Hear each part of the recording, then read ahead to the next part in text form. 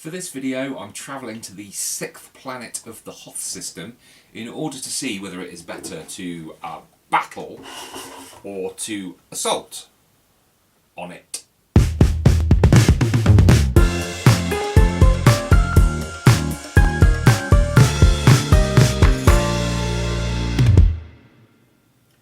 It's hard to remember now, but back in 1980, Star Wars was still cool.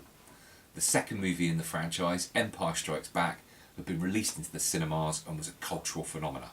I was an impressionable 7-year-old, so a lot of the imagery from that movie is quite formative in my early life. So when a board game is released connected with that movie, I'm interested. So in 2025 I picked up this, Battle of Hoth, a game from Days of Wonder. I picked that up despite the fact that I had this, Assault on Hoth, a 1988 game by the legendary games company West End Games.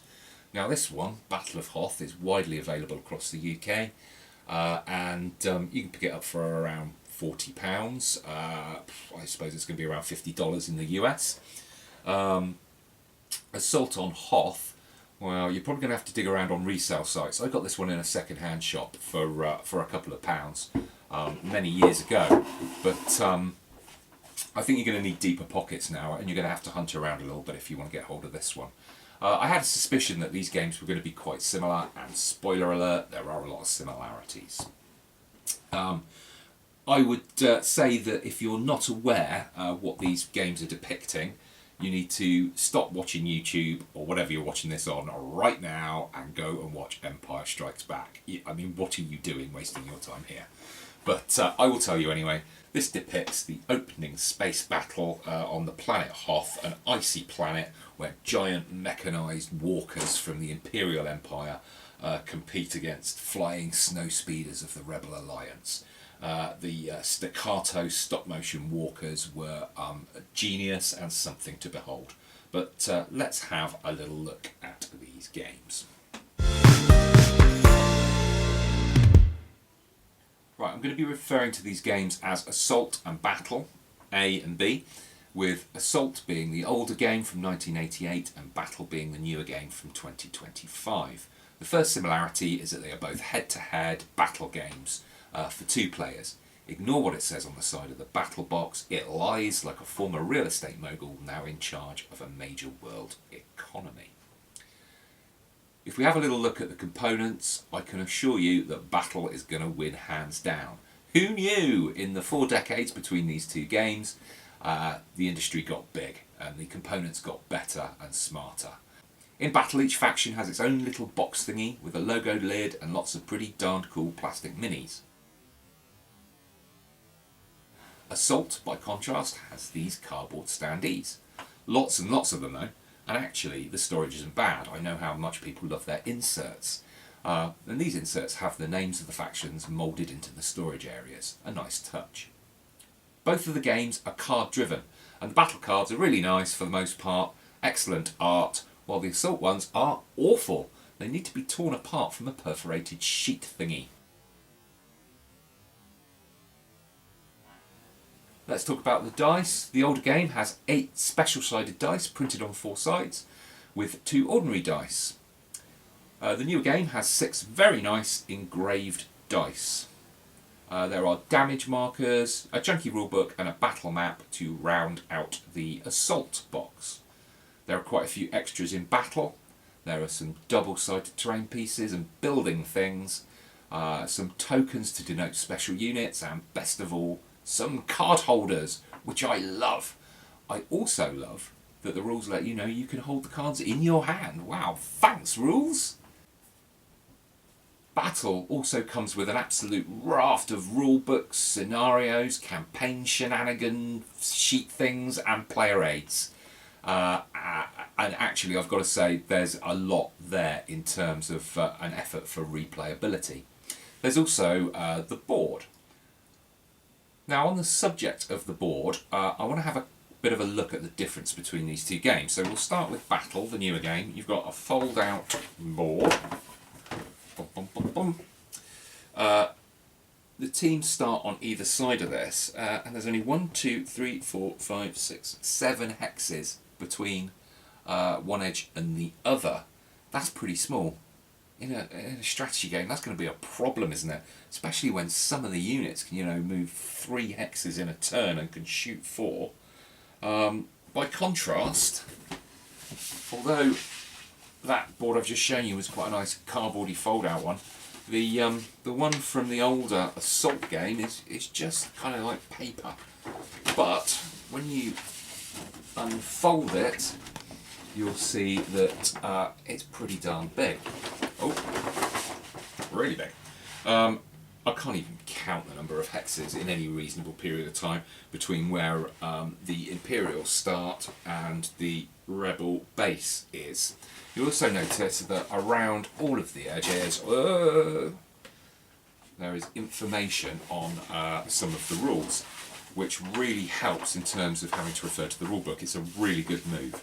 Now, there's certainly a lot of options for strategy across a battle map that big, although certainly the quality's not that of the newer game.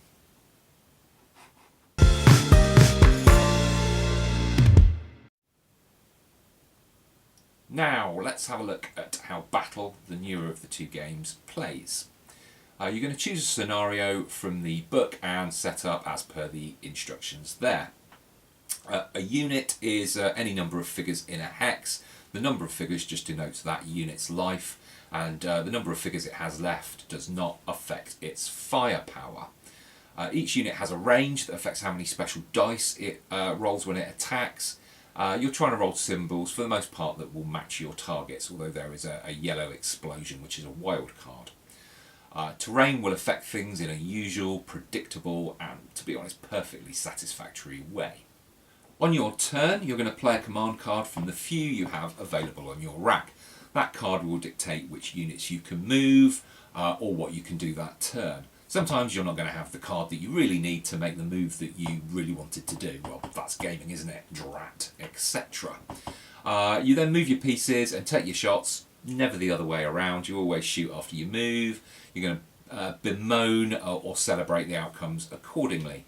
Then you draw a new card, stick it on your rack, that should go over. Now your opponent has a go, so that's it. It's pretty simple stuff. So let's have a look at some of the issues I've got with this game. A lot of the scenarios involve eliminating enemy units to give you medals that are tracked at the side of the board. On a board this size, it often means that both sides just run to the middle and then it's just a game of dice attrition. It doesn't involve much in the way of brains or tension or strategy. I've also got a few unit issues that really take me out of the theme. Most glaringly are the AT-ATs. These fellas should be really tough to kill. But on a board this small, that's going to be an issue because they're just going to steamroller the enemy if you can't take them down quickly enough. Actually, as a result, they turn out to be pretty easy to kill, and that's disappointing.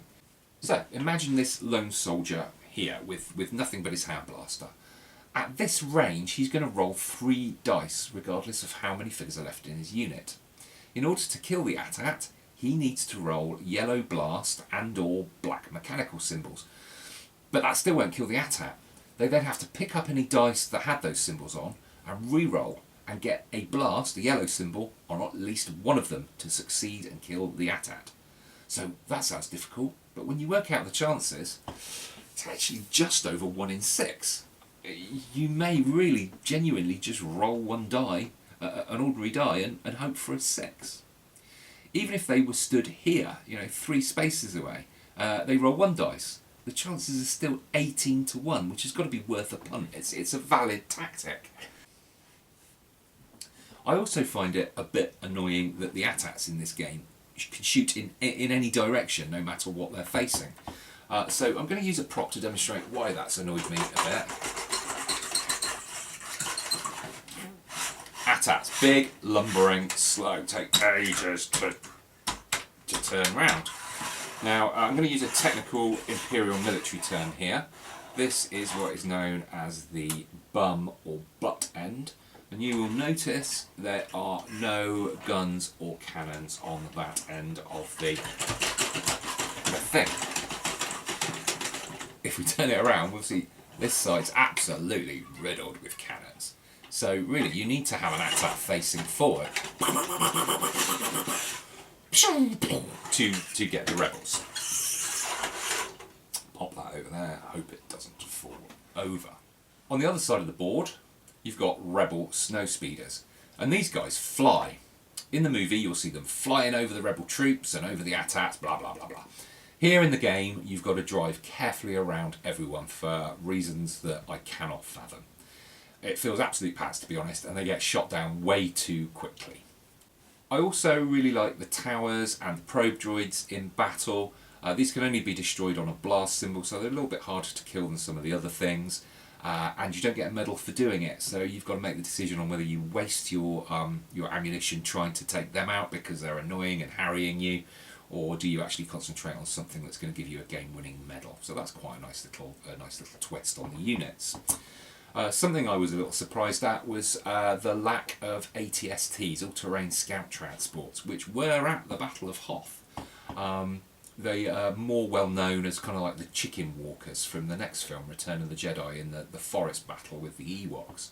But they were here, and they do appear in the Assault game, the older game, whereas probe droids don't. So that's a little surprising that they went for probe droids rather than those scout walkers. I think the card play in this game is fine. I've seen some moans online that it's all luck of the draw, but that's kind of what games are, isn't it? Trying to mitigate and work with the cards that you've got. So, you know, I'm fine with it. You also have the option of adding hero cards to your deck. So the heroes you have for the Rebels are Luke, Leia and Han. Fairly obvious choices. For the Imperials, one obvious choice, Darth Vader, and a few less obvious choices, General Veers, the AT-AT commander, or Admiral Piet overhead in orbit with his Star Destroyers. You add 3 cards to the game if you choose a hero, and you shuffle them into your deck, and they may come up. They're not so groundbreaking that they're going to change things enormously. They perhaps provide just a tiny bit of variability. I would say the real high point of this game is the effort that's been put in for replayability. There are 17 scenarios to play with this set and 1 extra scenario to play if you've got 2 sets available to you, so find a friend, don't buy another one, I would suggest. And that epic scenario, as it's called, is probably the one that comes closest to replicating a more strategic battle. So yeah, there's been a real effort at replayability, and there's also 2, yeah, count them, not 1, 2 campaigns, where each faction will get their own campaign sheet. And there are some really nice cards with some really great artwork that are included just for use in the campaigns. But ultimately, I think a lot of the scenarios do feel a little bit samey. Okay, so let's move across to Assault. Now, there's only 1 scenario here, but its scope and scale is greater, and I feel it's going to get you closer to feeling you are commanding one of the factions at the Battle of Hoth. There's quite a lot of rules, it's a chunky old rule book, and I'm not going to describe them in any great detail, but briefly, you're going to set up defences or assault troops in your respective areas at the far ends of the boards. The Rebels will also get this really nice little thing. They have a Luke card that they will tuck under the board under one of the snow speeder boxes, and that's kind of like a secret snow speeder. It reminds me a little bit of the Rebel base in the excellent game Rebellion, Star Wars Rebellion. So your opponent won't know which snow speeder Luke's in until you choose to use force powers, and the force powers will allow you to do some funky things from that snow speeder, and you'll gradually use up that force power using this tracker at the side of the board. Basically, the Rebels have got a super snow speeder. To win, the Imperials need to destroy the shield generator, and the Rebels need to delay the inevitable in order to get 5 Rebel transports away, kind of launched into space. Now, what I think is going to be the most controversial aspect of this game is that you don't get turns. The 2 of you, you and your opponent, will turn over the top card of a deck, and that will tell you which side is going to be able to move that go. It's quite possible that 5 times in a row one of the factions will move and the others will have to sit there and just take it. Now, I can understand that you might think, well, hang on a moment, that's just one giant game of solitaire, purely based on luck of the draw. And, you know, that's certainly an argument, isn't it? What I would say is that I've played this game a lot, and it's not as bad as you think. The board is big enough that you will get your turns, and it does bring something to the game in terms of tension. Waiting to see what will be on that card can be, you know, quite something, particularly when you've kind of set up your snow speeders into the exact position you're going to need for a harpoon attack, and then you're just begging that the right card is going to come out before the attack moves, or a scout walker comes from behind you and blows up your snow speeders. So yeah, controversial, but not all bad, I would say. AT-ATs do shoot from the head end. There is a little chart showing you their arc of fire. I'll remind you, guns, no guns, and they're also properly tough here. Similar to the way it worked in the other game, your range gets worse the further away you are, but in this game it's denoted by macro hexes, which are a collection of 7 hexes in a small rosette. Again, you're rolling the special dice and you're hoping to get the right symbol, which for rebels will be laser swords, what they call lightsabers, and for the Imperials it will be Darth Vader helmets, and each one represents a hit.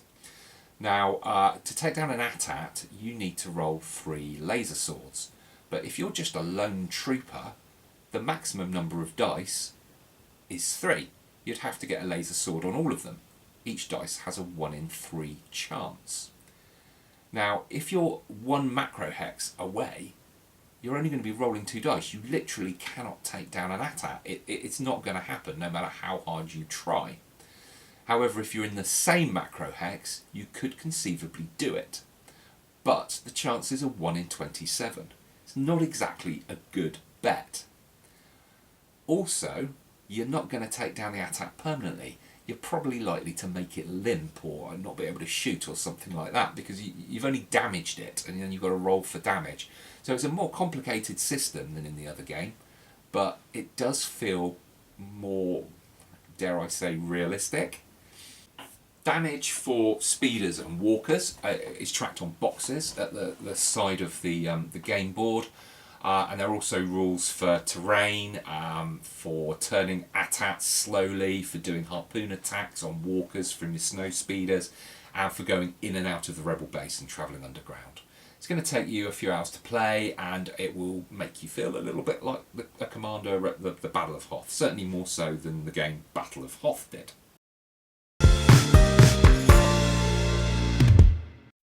So I'll conclude. Get it the right way up. Battle of Hoth it's good fun, but it's really light. It's light as a feather. You are going to get your money's worth. I mean, it's only, you know, the cost of a meal out for a couple, isn't it? So you're going to get this to the table enough to say that the £40 you spend was worth it. I just don't think it's going to be an instant classic. It's something you're only going to play, you know, when you don't want anything you're going to have to think about, or if your opponent is a non-gamer who loves Star Wars. I do understand that this is based on the system for Memoir 44, and people love Memoir 44.